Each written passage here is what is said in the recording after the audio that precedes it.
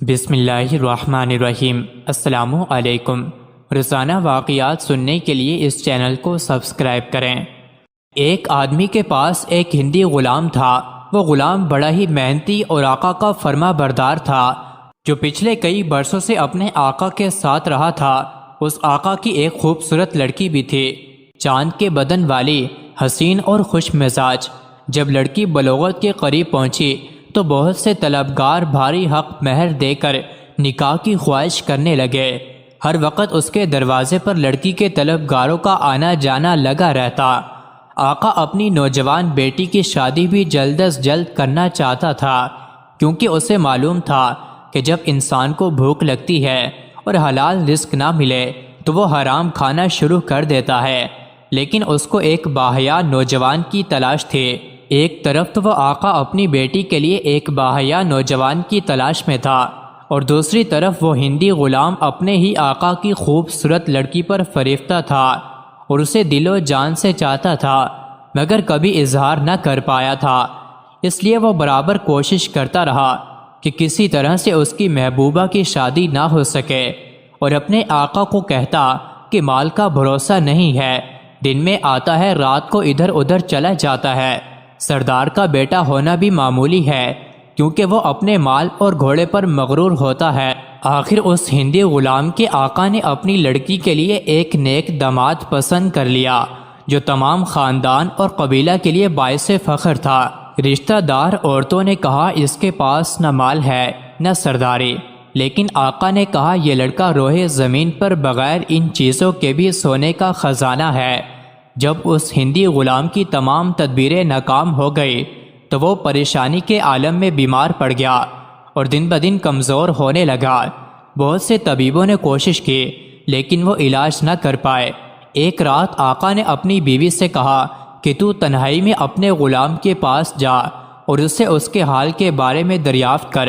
تو اس کی ماں کی جگہ ہے، ہو سکتا ہے وہ تجھ سے اپنا غم بیان کر دے۔ آقا کی بیوی اگلے دن تنہائی میں غلام کے پاس گئی اور مہربان ماں کی طرح اس کے سر میں کنگھی کی۔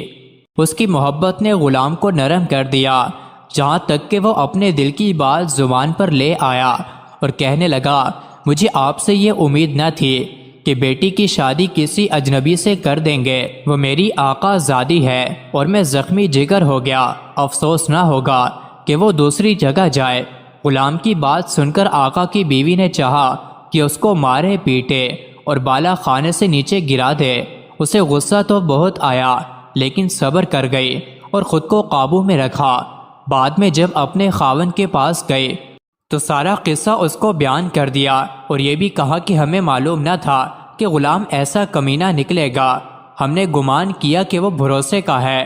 آقا نے کہا صبر کر اور اس غلام کو خوشخبری سنا دے کہ ہم لڑکی تجھے ہی دے دیں گے، تاکہ غلام کے دل سے لڑکی کا خیال نکل جائے، اور پھر تم تماشا دیکھنا اسے کس طرح سبق سکھاتا ہو۔ بس تو اس کا دل خوش کر دے اور اسے کہہ دے کہ سچ یہی ہے کہ حقیقتاً ہماری لڑکی تیرا جوڑ ہے، ہم پہلے نہ سمجھے تھے، جبکہ اب ہم سمجھ گئے ہیں، لیلا بھی ہماری اور تو مجنو بھی ہمارا۔ یہ سب کہہ دے تاکہ اچھا خیال اور فکر اس پر چھا جائے۔ آقا کی بیوی بولی، اس ذلت و رسوائی کے معاملے میں میری زبان کیسے ہلے گی؟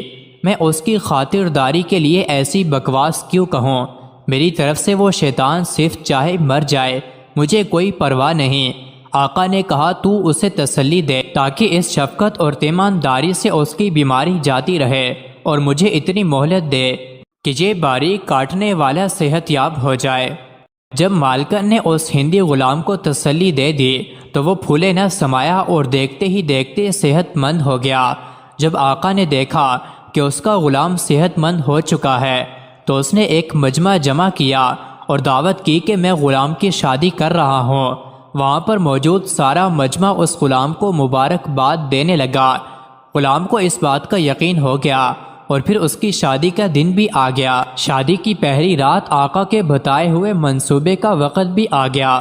اس نے ایک لڑکے کو دلہن کی طرح آراستہ و پیراستہ کروایا اور لڑکیوں کی طرح اس کی کلائیاں بنوائیں، اور اس طرح اس غلام کو مرغی کو دکھا کر مرغا دے دیا اور ایک ہٹے کٹے لونڈے کو گھونگھٹ پہنا کر اس کے کمرے میں بھیج دیا۔ اور تنہائی میں شمع بجھا دی۔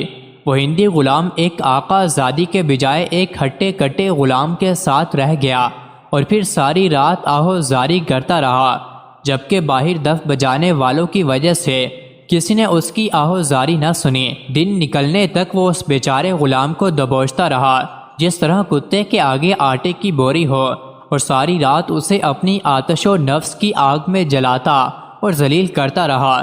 صبح ہوتے ہی وہ ہندی غلام نیم مردہ حالت میں حمام میں گیا اور نہا دھو کر رنجیدہ حالت میں واپس آ گیا۔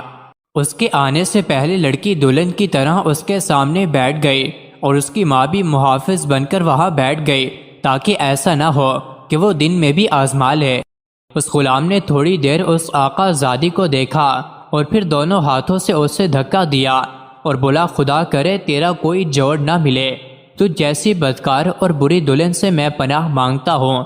تو دن میں کچھ اور، رات کو کچھ اور ہے۔ اور پھر وہ غلام خود ہی اپنے آقا کے گھر سے بھاگ گیا۔ بے شک اس غلام کو سبق مل چکا تھا۔ مزید ایسی ہی ویڈیوز کے لیے چینل کو ضرور سبسکرائب کریں۔